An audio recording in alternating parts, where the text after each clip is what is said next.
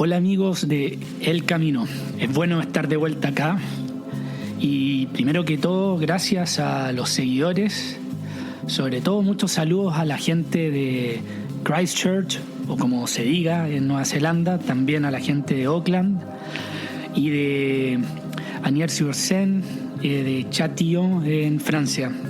Hay las personas de San José, California, todos seguidores y polos de El Camino. Y claro está, la gente de Chile. Bueno, en estos 4 meses de pausa le he cambiado la imagen al programa con la ilustración de mi hermana, lo que sumado a la música de mi hermano resulta en un programa 100% familiar. Como ven, utilizando todos los recursos, nobles y buenos recursos además. También he creado yo mismo el sitio de enelcaminopodcast.com, el cual será el canal oficial del programa y donde tendrán acceso a todo el historial y novedades en el camino, además de lecturas.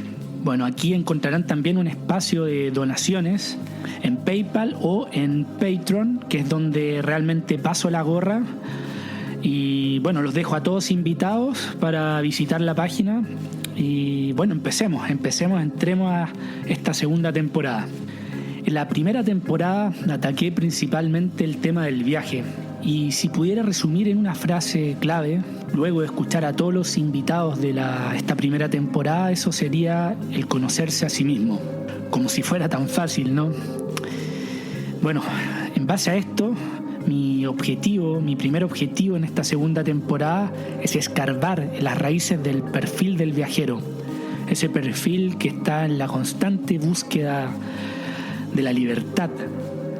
Y también en ese perfil que intenta empoderarse del individuo, de salir del rebaño realmente. Así que esa voluntad de salir del rebaño, de ser independiente, encontrarse a sí mismo o crearse a sí mismo en el camino, eso es lo que vamos a atacar en esta segunda temporada. Nuestras herramientas van a ser a través de historias. Y entonces inicio este primer episodio, que son mis experiencias con las historias y cómo me han moldeado y cambiado la vida.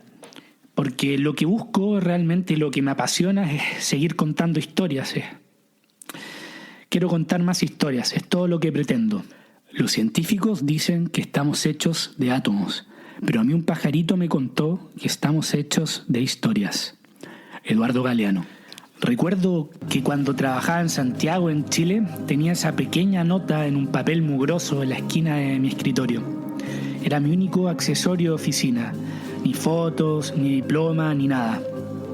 Este papel representaba un símbolo de resiliencia, una especie de dale, la vida hoy no tiene mucho sentido, pero recuerda, estás a una historia de inspiración, a una historia de encontrar un sentido a todo este absurdo, a una historia de cambiarlo todo. Nosotros somos historias, una red de antiguas historias, metahistorias, todas entrelazadas, y actualmente hay más ofertas de historia que nunca antes. Libros, pinturas, series, cómics, cortometrajes, películas, documentales, etc. Y ni hablar de los canales para acceder a estos: la tele, cine, murales, radio, museos, YouTube, redes sociales, etc. Creo que se subestima actualmente el valor de las historias. Es a través de historias que accedemos a los grandes temas morales de nuestro tiempo. Con Black Mirror, por ejemplo, la serie británica, nos enteramos del lado oscuro de los avances tecnológicos. Fue a través del documental salido hace algunos meses, The Social Dilemma, que se posicionó y oficializó el problema de las redes sociales y las manipulaciones a través de algoritmos. Y fue con el documental de DiCaprio, en Before the Flood, que gran parte de la población asimiló la seriedad del calentamiento global. Y podría seguir y seguir con temas raciales, guerras, etc. La gente no se entera de los problemas en los papers de los doctorados. Ese mundo es demasiado reducido. Un mundo al que respeto, no estoy tirándole barro. Es más, es un mundo al que pretendo entrevistar en esta temporada. Son los expertos al final. Ni mucho menos nos enteramos de los problemas a través de los políticos. Estos ya no poseen legitimidad de nada. Entonces, ¿qué nos queda? Solo nos quedan las historias, las nobles historias.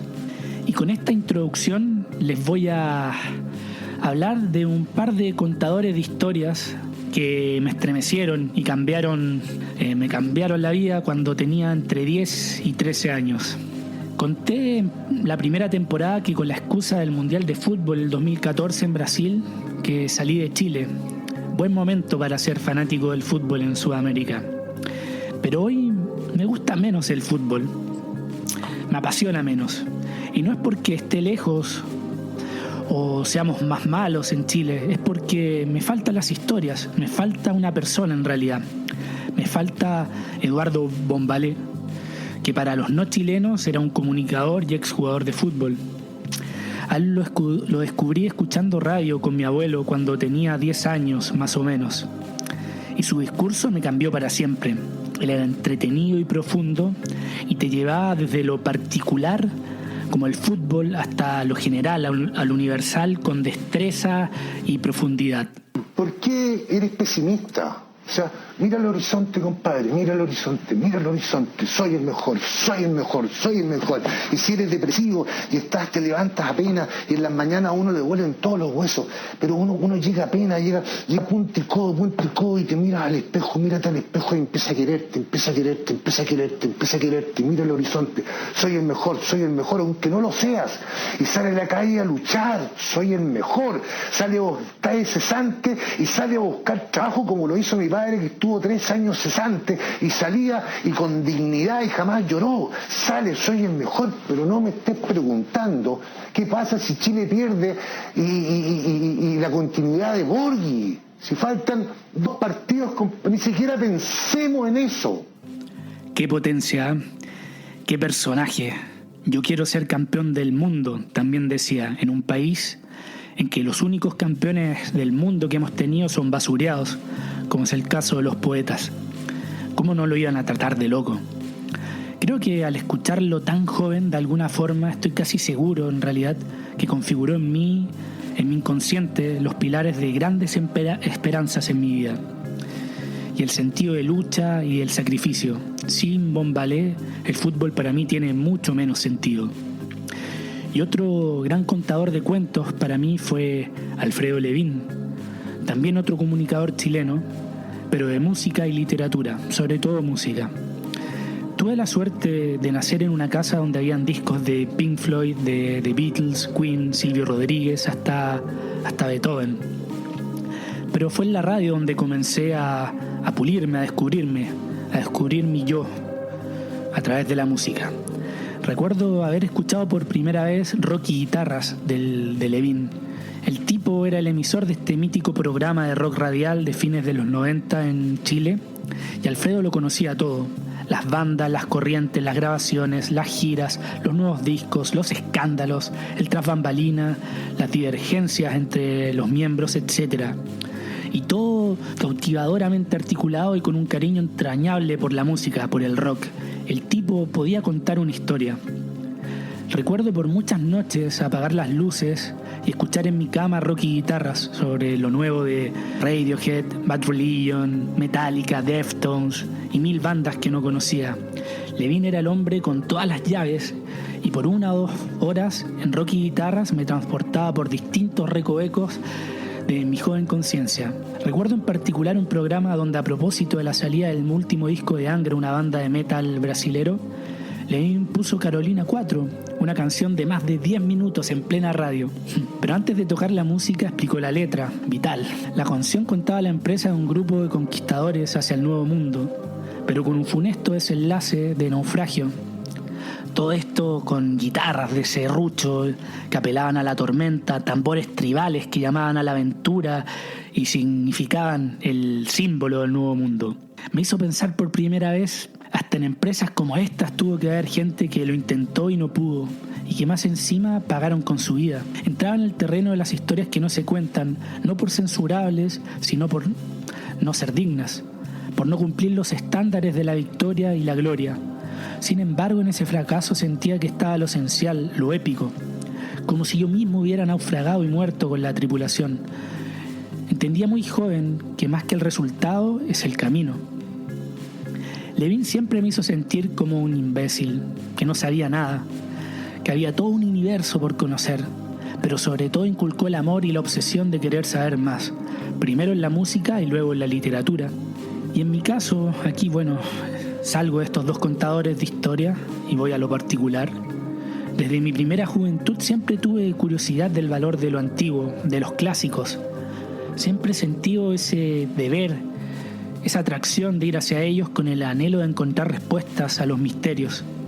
¿Cómo es que en este mundo tan desechable algo sobrevive tanto tiempo? Con los libros tuve la suerte de tener una mamá que nos obligaba desde cada almuerzo, después de cada almuerzo, leer 10 páginas de algo, lo cual en el largo plazo ha sido valiosísimo. Así nace una larga relación con la lectura, la cual sin embargo quedó relegada por muchos años al mundo de las sombras o la fiesta en realidad. Gracias también al cine, la música y el ocio, mucho ocio. En esa misma época de la primera juventud me puse en campaña a ver películas aclamadas o galardonadas por los Oscar. Esa era mi referencia. Vi El Ciudadano Kane con 15 años y no lo entendí. Vi Patton, ganadora del Oscar de los 70, y no me gustó. Por otro lado, tropecé con The Deer Hunter, o El francotirador en Latinoamérica y El cazador en España, ambas malas traducciones, y me voló la cabeza. El descubrimiento de la ruleta rusa me parecía delirante. ¿Cómo el ser humano podía llegar a esos confines para rellenar la mediocridad existencial? La locura y demencia se me presentaba lúcida como una posibilidad. Todas estas obras y también las historias que contaba Bombalet y Levin, parecía que algo se me revelaba de mí mismo, que esas historias formaban ya parte de mí y solo habían tocado la tecla correcta para despertar algo en mi información genética, revelando algo de mi pasado. No hay que olvidar que somos criaturas históricas y eso se manifiesta no solo en lo físico, sino en la conciencia y sobre todo en el inconsciente. No creo ser el único en sentir la recepción de información de lugares desconocidos, en los sueños, por ejemplo, y decirme, ¿pero cómo? ¿Y esto? ¿Cómo lo sé? ¿De dónde vino? También entendí que no necesariamente películas con buenas críticas o obras en general eran hechas para mí. Hasta el día de hoy, para buscar libros, también ocupo el mismo método de sostenerme en una referencia o crítica. Pero más que revistas o blogs, son los propios autores de mis referentes. Son ellos los que me abren portales, porque un libro es un portal. El Nuevo Testamento abre el gran camino. El Quijote abre otro camino. La Divina Comedia abre otro. Homero te abre otro. Y Las Mil y Una Noches te abren otro camino. Y aquí aprovecho de haber mencionado Las Mil y Una Noches, ese libro, para vincularlo con la tradición oral, ya que este libro no tiene autor, es una creación de la tradición oral del Oriente, es decir, de los viejos sabios o poetas o bardos que narraban historias en las ciudades o pueblos, una de las más antiguas profesiones de la humanidad. Se dice que en el siglo XV en Alejandría, después de muchísimo tiempo, se agrupan una serie de fábulas. Se dice que el conjunto de estas fábulas procede en sus inicios de India, luego estas viajan a Persia y tras su paso por Asia Menor se arabizan y se escriben en esta lengua. Ese es el libro de Las Mil y Una Noches, un libro de cuentos donde se encuentran las aventuras de Aladino y Simbad el Marino, entre otros. El libro infinito que nunca termina de narrarse y que tiene más de 15 ediciones, todas con noches distintas. También ya para la época de Alejandro Magno, se percató de ver en las calles del Cairo hombres de la noche merodeando que salían a narrar historias. Y si retrocedemos unos 5 siglos antes, encontramos en Grecia a Homero, no al de los Simpsons, sino al autor de las épicas Ilíada y Odisea. La Ilíada, que seguro a todos les suena de nombre, pero que también fue llevada al cine con el nombre de Troya, esa película donde Brad Pitt personifica al semidios Aquiles, el de los pies veloces, en esa épica aventura de la guerra de Troya. Y luego está la otra obra de Homero, que es la Odisea, que es el regreso de Ulises, también presente en la guerra de Troya, pero en que al quien en la película no se le da mucha bola. Este es un regreso que dura 10 años con aventuras, un regreso a su casa, con aventuras con sirenas, cíclopes, naufragios y ninfas, entre otros. Y hablar de Homero es hablar de mitos, en realidad, No estamos seguros si realmente existió o si fueron una persona o muchas. Entramos ya en lo épico, y épica proviene del griego epos, que significa palabra. Por consiguiente, épica es lo que se narra con la palabra, todo lo digno y relevante de ser contado. Y Homero era un bardo o poeta de estos tiempos, quien recorría los pueblos y se instalaba en las ágoras o plazas, y con una cítara, estos instrumentos de cuerda, cumplía el cometido de contar historias y mitologías del pasado a cambio de una hogaza de pan, aceitunas o vino tinto. Sus historias eran basadas en este caso de Troya y el retorno de Ulises, pero también de lo divino. Hablar de Homero es de mitos. Se piensa que vivió durante el siglo IX a.C., pero lo que sí se sabía es que era ciego, si es que existió, lo cual no es de extrañar, ya que esta discapacidad era vista como sinónimo de poseer un gran mundo interior, ideal para su oficio. Y estos narradores poseían el calificativo de divinos por esta discapacidad, porque eran vistos como inspirados por los dioses, porque se consideraban tocados por estas divinidades, lo que les daba una potencia a sus discursos profundos, por lo cual cada visita a estos contadores de historia era un gran evento en las ágoras o plazas. Por eso recae en ellos y siempre ha recaído en ellos, el peso de pasar la tradición y eternizar las peripecias y las aventuras de los héroes pretéritos. Actualmente esta tradición oral está en peligro. En Sudamérica siguen vivas en los pueblos originarios. Pareciera que hubiese otro halo alrededor de estas comunidades, donde el respeto por los mayores es casi sagrado.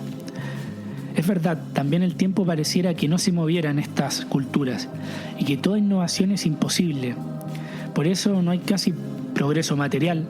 Las tradiciones son tan firmes, enraizadas, que la innovación es casi imposible. Sin embargo, creo que nos equivocamos al reducir lo viejo como lo desechable. Vamos corriendo como locos hacia el futuro, hacia el progreso material, y solo pagamos el precio por este olvido años después. Y aquí, lo vinculo con una historia. Recuerdo en una vendimia cerca de Nîmes, en el sur de Francia, éramos yo, otra chilena, los jefes suizos y un par de franceses más, además de cerca de 20 marroquíes, casi todas mujeres. Y con un sol de mediodía lacerante, estas mujeres de diferentes edades, algunas con velos, otras no, algunas marroquíes, otras de primera generación francesa, cantaban por largas horas canciones en árabe. No entendía ninguna palabra, pero las melodías y la música apaciguaban el esfuerzo físico, y era transportado a un mundo más antiguo, a un mundo árabe, a un mundo femenino árabe, que sentía de una manera lejana pero propio. Un mundo más básico, donde los hombres eran los cazadores y las mujeres descubrían la agricultura, lo que las hacía propietarias de los cultivos. El inicio de un truncado matriarcado. Pero ¿cómo? Tal vez solo era conmovido por lo irreal del momento. Estaba ahí hacía mucho calor. Pero según Carl Jung, el psicólogo y psiquiatra suizo, el protegido de Freud hasta que se pelean, me diría otra cosa. Él hablaba del ánima y el animus como el alma, siendo esta una personificación femenina en el inconsciente del hombre, el ánima, y una personificación masculina en las mujeres, el ánimo. Esto, es decir, es una especie de manifestación de la carga genética sexual minoritaria de uno. En mi caso, siendo hombre, sería femenina. Y esto queda dormido en el inconsciente. Y esta ánima se expresa mayormente en los sueños y fantasías, siendo un puente o ventana que conduce a imágenes del inconsciente colectivo, a imágenes ancestrales que son comunes a todos los seres humanos, a imágenes como estas mujeres cantando en un idioma milenario, trabajando en la agricultura. Entonces el impulso que sentí entre medio de todas estas mujeres árabes cantando en el viñedo respondía a esta ánima que habla Jung, a esta ánima junguiana, una manifestación femenina que ya formaba parte de mí, aunque no lo supiera. Intentar comprender el mundo de los sueños y sus símbolos es precisamente algo que nos puede ayudar a conocernos mejor. Y ni qué decir de las historias en general. Por eso es vital la labor de cada uno a adueñarse de este patrimonio cultural y ancestral que nos pertenecen a todos. En mi caso, las historias me continúan ayudando a conocerme. Iniciar la lectura de Jung ha sido revelador, darme cuenta que soy parte de algo más grande y atemporal. Además, es una receta contra el sinsentido de la vida. Cuanto más incierto me siento de mí mismo, es cuando más ha crecido en mí un sentimiento de parentesco con todas las cosas. Carl Jung. Por eso hay que saber elegir las historias, pero con tanta oferta de series, plataformas, uno se pierde. Tampoco pretendo que solo vayan disparados a los clásicos y a la lectura densa, profunda, seria, y que desprecien todo lo nuevo. Sin embargo, en vez de verse la séptima Spider-Man o Batman, que ya sabemos cómo termina, y tenga la curiosidad de desempolvar un clásico en la casa de tus papás o amigos, o de quien sea. Y si después de 10 páginas no tienes ganas de seguir, para. No te sientas con la responsabilidad de que te guste. No todos los libros o historias son hechos para ti. Lo único que sé es que si una historia ha sobrevivido más de 3.000 años es porque en ella hay elementos que tienen raíces tan profundas que no importa la evolución del hombre, las guerras ni el progreso humano. Esta historia, gracias a sus arquetipos, podrá revelarte muchas cosas de ti. Además, con relación al aprendizaje, somos unos privilegiados por la tecnología alcanzada en estos tiempos. Por primera vez en la humanidad, la palabra tiene un alcance y una duración como la lectura. Esto, gracias a los audiolibros y a los podcasts, es realmente una revolución, como la imprenta. Cualquier persona que quiera aprender, reflexionar, informarse de algo, lo puede hacer en el camino al trabajo, en el camino al deporte, en el camino cocinando. No, en serio, en estos últimos meses he comenzado a acercarme a la filosofía y a la psicología. Todo esto en mis trayectos al trabajo. Parte de la población que sepa utilizar estas herramientas no solo va a conocerse mejor, sino que va a ganar habilidades. Es una oportunidad enorme de hacer algo valioso en el tiempo libre. Porque si bien últimamente me he tomado más en serio el objetivo de dejar de ser un puto analfabeto, tengo claro que leer por placer siempre ha sido un interés de las minorías. No digo élite ni intelectuales, sino minorías. No podemos pretender que la gente se aprenda el idioma alemán solo para leer a Schopenhauer, como Borges. Pero por eso Borges fue Borges. Y me despido con Jorge Luis y un extracto de una entrevista suya. No estoy seguro de que yo exista, en realidad. Soy todos los autores que he leído, toda la gente que he conocido, todas las mujeres que he amado, todas las ciudades que he visitado, todos mis antepasados.